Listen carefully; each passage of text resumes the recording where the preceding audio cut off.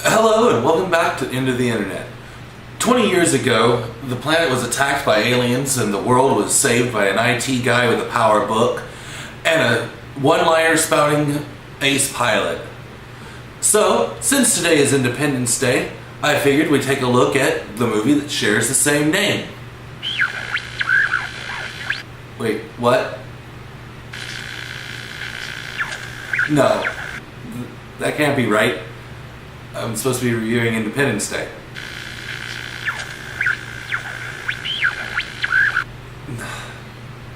What? No! Fine. Since today is Independence Day, let's take a look at the shitty sequel that comes from the movie of the same name. This is Independence Day 2 Resurgence.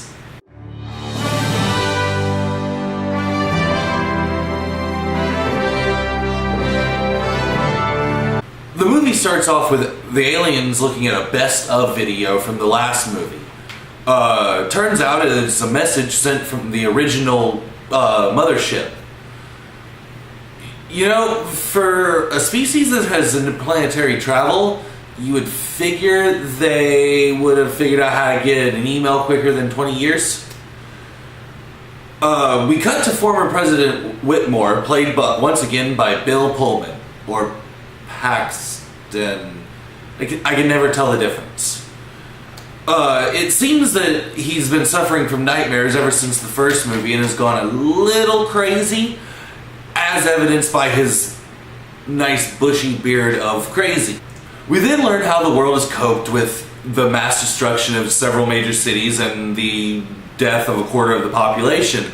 And I gotta say, we do pretty well. The nations of the world come together in unity and even reverse engineer new technologies based off of the alien spaceship technologies. And what the hell? They get flying cars? That is so unfair. Why can't we have flying cars? That's something the Jetsons promised us way back in the 60s that we would have in the year 1999.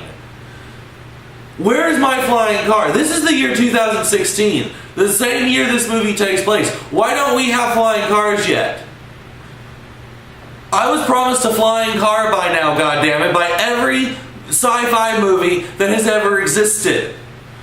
And I'm sick of waiting. I know it's not like we don't have the ability to make a flying car. We got a car that can run on water, man.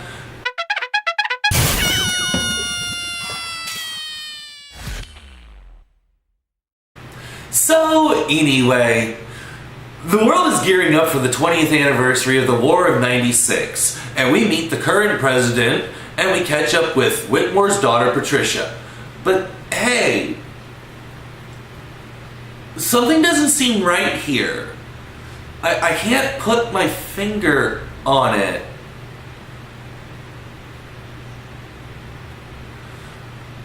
We also meet Dylan, Will Smith's stepson from the first film, which, at this point, you're probably asking yourself, where's the Fresh Prince?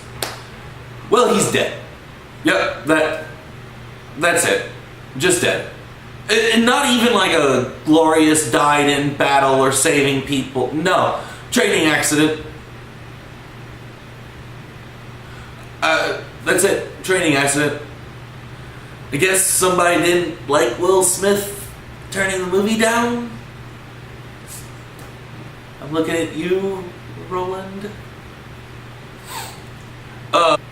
We then go up into space and find out that Earth has taken a page from the Dr. Evil playbook and has put a giant laser on the moon, turning it into a sort of Death Star.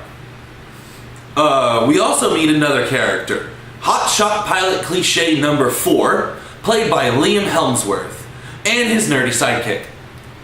The dim-witted duo stop an accident that they were the cause of, and Thor's kid brother gets grounded from flying instead of, court-martialed, like would probably happen in this situation. And we also learn that he is engaged to Patricia Whitmore and is got a tumultuous history with Dylan. Back on Earth, we catch up with another character from the first film, Jeff Goldblum, played by Jeff Goldblum. Yeah, no, I'm not doing that. No, I'm not calling him by his character name. I know it's not, Jeff Goldblum is not his character name, but I'm not calling him that. Because he wasn't acting in this movie. He was Jeff Goldblum. Hey, you know what? Who signs the checks around here? Uh-huh, yeah, that's what I thought.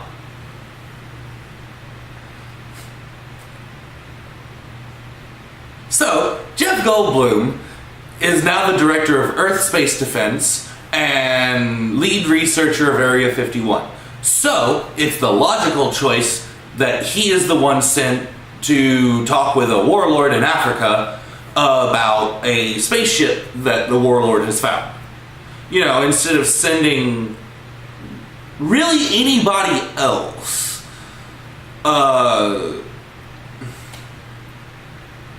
While he's in Africa, though, a new spaceship arrives at the moon and through a wormhole, and it's different than everything than the other ships that they've seen before. And so, how does the people of Earth respond? By blowing it the hell up. Like, they don't even wait for a message or anything. Even after the guy that is paid to weigh in on matters of aliens tells them, hey, you maybe shouldn't blow them up. Blow them up. They just blow it out of the sky. America! Fuck yeah! Up on the moon, Tom Cruise from Top Gun steals a spaceship and goes to pick up Dr. Goldblum, the warlord, and the woman that for some reason likes Goldblum. I don't remember her name. They all head off to the wreckage and recover a container. Right then, an alien ship that is bigger than the last one we saw shows up and immediately takes out the gun on the moon before laying the smackdown on Earth. Goldblum and crew take the container they found over to Area 51. And then we get the best returning cast member cameo of the movie, Brent Spinner as Dr. Brackish Oaken. A name that, oddly enough, sounds like something out of Star Trek. After Dr. Insano gets the container open, we find out that inside is a giant space ping pong ball. Actually, it is an artificial intelligence that is looking to find planets to aid in stopping the harvesters, as it calls the bad aliens, who suck out the core of planets, thus destroying them. Wait. Time out. This all sounds familiar. Alien race called the Harvesters attacking Earth and are fought by a group comprised of alien races. This is the video game Mass Effect! Roland Emmerich, you sly son of a bitch. You thought we wouldn't notice. They discovered that the Harvesters have a hive mind, and that to kill the Queen, the rest of them will leave the planet. So Will Smith Light and the less popular Helmsworth lead an attack but end up getting most of the team killed, but by the magic of plot armor, the all-important characters survive and escape. While this is happening, the aliens attack and kill the president and her cabinet. So with time running out, the ESD launch one last plan to kill the queen, but unfortunately, it's going to require somebody to sacrifice themselves. So the former president volunteers to fly the ship that they've managed to trick the queen into thinking that the sphere is on. And the queen comes out, and holy shit, is she huge. Wait, I know. This is the plan. Godzilla is about to show up and take out the alien queen. That all makes perfect sense.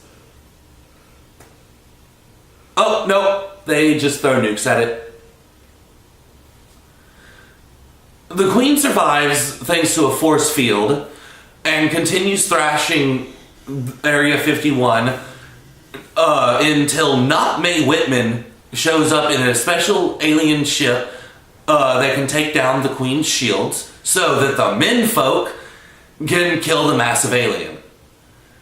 The ship takes off and Earth is once again safe, and even gets asked by the alien sphere to help lead the fight to stop the harvesters from destroying other planets. Everything is great. So that was Independence Day 2. A movie that would have been amazing 20 years ago.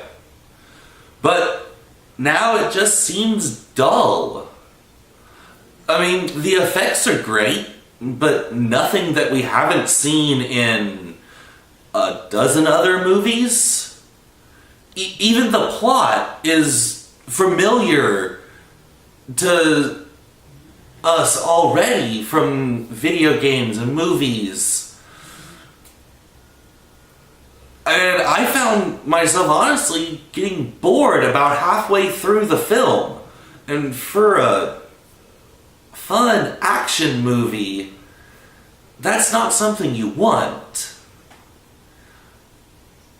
With the exception of the giant kaiju-sized queen, I wasn't surprised by anything that happened during this movie, or really care about what happened to any of the characters in this movie.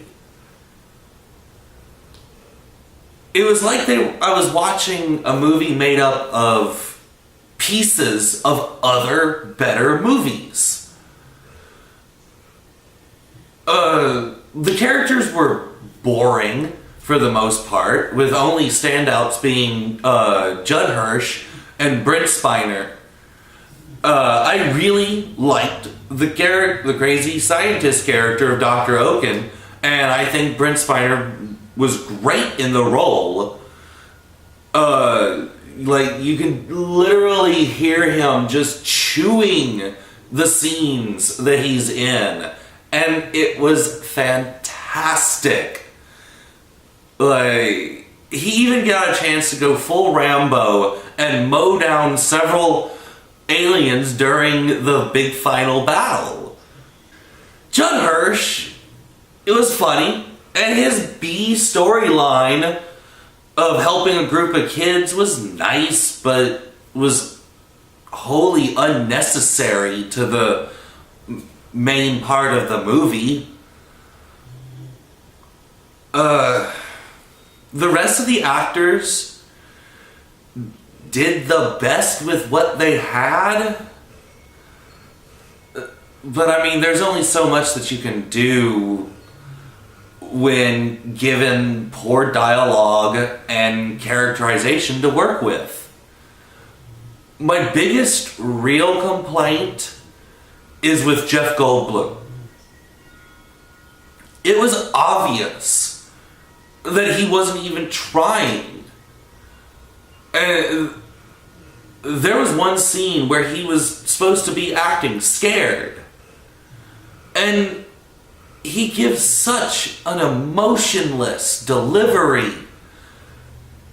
And this is Jeff Goldblum we're talking about, king of emotionless deliveries, and it seemed fake.